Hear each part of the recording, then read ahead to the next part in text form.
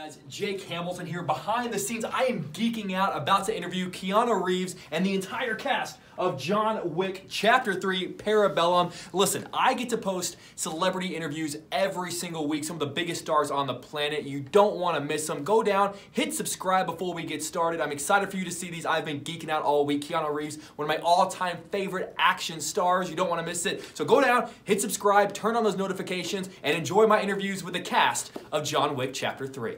No matter how many people you kill in this film or how gruesome it is or how much pain you inflict, I always think back to the fact I'm like, well, they killed his dog. Yeah. And as a dog fan, I adopted my dog Daenerys about 3 years ago. I kind of give you a pass. Are you surprised at how much pain you can inflict and still get a pass because it goes back to the dog? No, I mean, I get it. It's like infinite. Mm-hmm. But I think also it's because John is not, he's fighting for his life. You know what I mean? So it's not like I'm going out and doing actually the things that he used to do as an assassin, though I do that a couple of times. Right, a couple of times. But there's some consequences to that.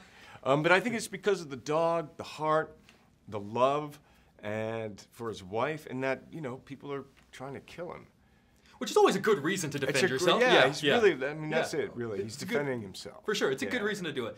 Thinking back to all the incredible fight skills that you learned for this film and the gun work, and it's truly, it's almost, I've been calling it a ballet of badass. It's truly incredible. I'm curious how applicable those are in real life. If someone were gonna pick a fight with you at a bar, could you think back to what you learned on this film or on The Matrix and use those skills to defend yourself? I mean, what we're doing is choreographed, but, I mean, to do a judo throw, you gotta do it. I mean, even though the other person's getting, helping you getting light or the positioning stuff, but I can throw you if you're not.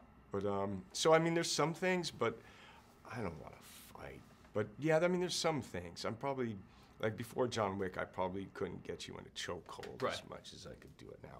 And defending and stuff, but. Anyone that sees these movies and then still tries to pick a fight with you kind of gets what they No, have coming no, I'm not. We won't encourage that. We're not encouraging that. It's movies. It's just a movie. It's just a movie. I remember where I was 20 years ago this year whenever my dad took me to go see The Matrix. And it's crazy to think that it's been 20 years. Cool. Thinking back about the anniversary and looking back on the legacy, the mania that film, how it changed cinema, what do you remember most about The Matrix?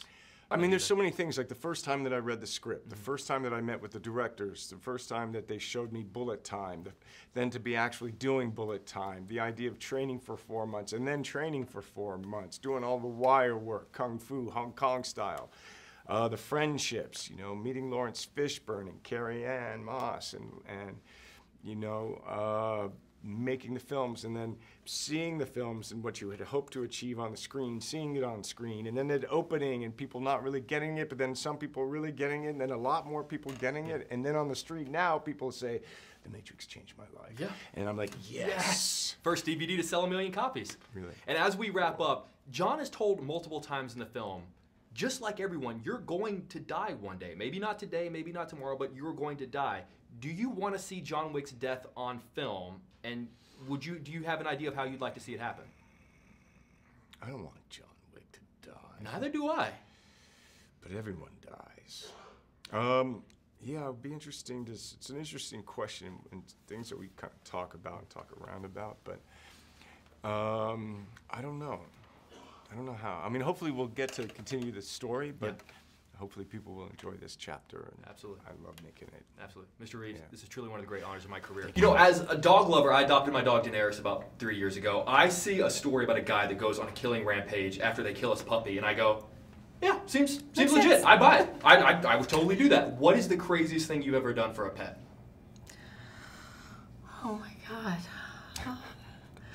Well, my story that just came to mind is kind of disgusting. Oh, now you got to tell it now. After you. My dog recently ate a sock. And so he was in his dog run, and he was,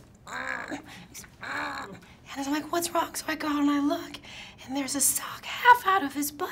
And I had to pull the sock out of his butt because they told me he could have died from that if he didn't get this sock out of his bum buns. And so I pulled the sock out of my dog's bum buns to save his life. Hey, you know what? And I'm sure he appreciated it. It's a hell of a colostomy. True story. No, that's great. Follow that. You win. I just give my dog steak and come home at night. Let him sleep on the bed. That's the easy stuff. Yeah. Have you pulled a sock out of your dog's No, bumper? mine's more of an emotional love than a physical love. I'm both. I'm physical. I and know, emotional. I know, I Wait, know. You know what's so I funny get about that. my friends that don't have dogs? Whenever they see me, like, you know, picking up my dogs, people are like, "Why are you?" I'm like, "It's not a big deal. It's, one, it's the right thing to do. So someone, you know, but like, it's not that. You big do of- anything for your. Of course. My dogs are like 2 other children. Yeah, I exactly. don't do anything for my dogs. I like my dog more than I like most people, and most people know that. You know, one of the things I love about these movies are this deeper mythology, this society that has its own set of unbreakable rules, and if you break the rules, you're done, you're out. In this business, in Hollywood, in movies, and acting, what is your #1 unbreakable rule? Oh, Chad. You first. Unbreakable rule. Well, usually the bad stuff that happens when a movie stays on the movie. You don't talk about that stuff. You don't bring it really. up at the junket. You don't bring that stuff up. You just let that go. That's the code of ethics. You keep that stuff private. I like that. I like that. That's what I do. I like it. That's good. Only talk about the good stuff. He's thinking, oh, thank God she's not going to talk about what happened on set. Well, except I that's- did break that's 3 good, I ribs think on this that- movie. But I don't consider that bad. That's my badge of honor. Badge of honor. Breaking ribs on a John Wick set's kind of badass, actually. It's kind of badass. That's really badass. Well, what's yours? Rule? Only one. Don't quit. Oh, that's a good one. Never give up and don't quit. Which I would imagine after, and you've probably broken a thing or two in your day. Mostly my heart. Yeah, that's it. And you're still here. You know, whenever I'm watching these movies, I love that John and any of the characters can walk into a...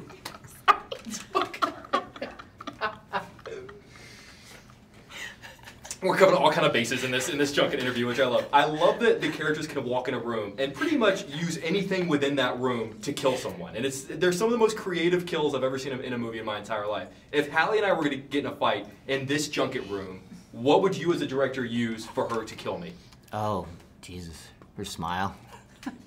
Works every time. Yeah, I'd look out for that boom. No, you should look out for Yeah. Oh my stilettos. God, this yes. right here. Wow. Oh, I'd be Be done. a Through good your ocular cavity. I wouldn't even be one of those characters that gets like a lengthy fight. I'd be like one of the ones that you just get through to get to the main guy.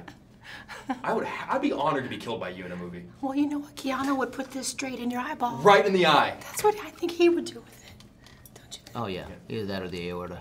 Either Yes, and then you would send the dogs. And I would on send me. the dogs. Love it. Guys, it's an honor to talk to you. Thank you for pushing through today. There are a lot of people that wouldn't, and I think that that's amazing. So thank you for your time. I appreciate it. Gentlemen, good to see you. Hi, Jake. Both of you represent what I love most about this series, which is sort of this deeper mythology. We learned a little bit about this world with each film, and it's kind of hinted at, but there's still so much about your characters that we don't know yet. Do you have backstories for your characters as to where they came from, how they got involved in this organization? Do you know way more than we know as an audience member? Well, I invented one, but I never told him. Same here. I invented one, but I never told No, him. we never told each Yeah. other. It's Why- just that why? we go way back. I would Yeah. go back to like maybe like the 50s or when I was working maybe for MI6 in another part of the world, and we met. Yeah, An yeah. Oppo, maybe So you knew when each he was other in the in theory African before the desk of Continental. MI6. Oh, whatever. I believe so. Yeah. I mean, I think what's kind of interesting in terms of how the films are laid out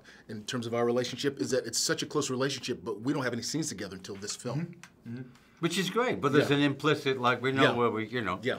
that, I mean, he's my guy, I'm his guy. I Yeah. mean, there's like, you don't separate us, Well, and also we just run- the way you two speak about each other. Whenever you say like the manager is always in, I feel like there's so much depth to that line. I hear that line and I go, there's a whole movie there to that line. There, I could see a whole movie with just you guys, and that's what I love about this series is that every character could, in theory, have their own story. Well, it grounded in a way because you don't know who the high table is. You get a reference. Are we part of the high table? You don't know.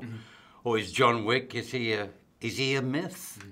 Is he a man? The myth, the man, the legend, whatever. But no, the film I've seen him, and I work. still think he's a myth. You know, I love this idea of unbreakable rules. You know, we're all going to be part of this organization, and it's going to work because there are rules that we have to abide by, the first being that there's no fighting in the Continental. What is a rule in acting, a rule in Hollywood, a rule in your business that is unbreakable? If you're going to be in this business, you cannot break that rule. Don't be late. That says everything, doesn't it, I think? Well, I've worked with a couple of people who, I mean, No, you mean rules that I wouldn't break, or rules that? Rules that you don't break and you hope others don't break as well. Like I'm a punctual Don't be person. late. If I'm on the, if you're called on the set, whatever, be there. And it helps to know your lines. Too. Well, yeah, that was going to be my thing. Know your lines. Yeah, look, I mean, the rule is that James Cagney said it, Know your lines, stand, look the other actor in the eye, and hope you don't fall over the furniture. Those are the first 3 rules when you're acting, and then you go from there, you're fine. Which you would think would be fairly understandable. You would think, yes. Yeah, you would think. The implication being that... Doesn't always work that way, but most of the time, on this show it does. Yes, yeah. Yeah, well, you guys are all professionals. Gentlemen, I could talk to you all day. You're always so kind, and I love everything that you guys do. So seriously, it's an honor. Thank you very much.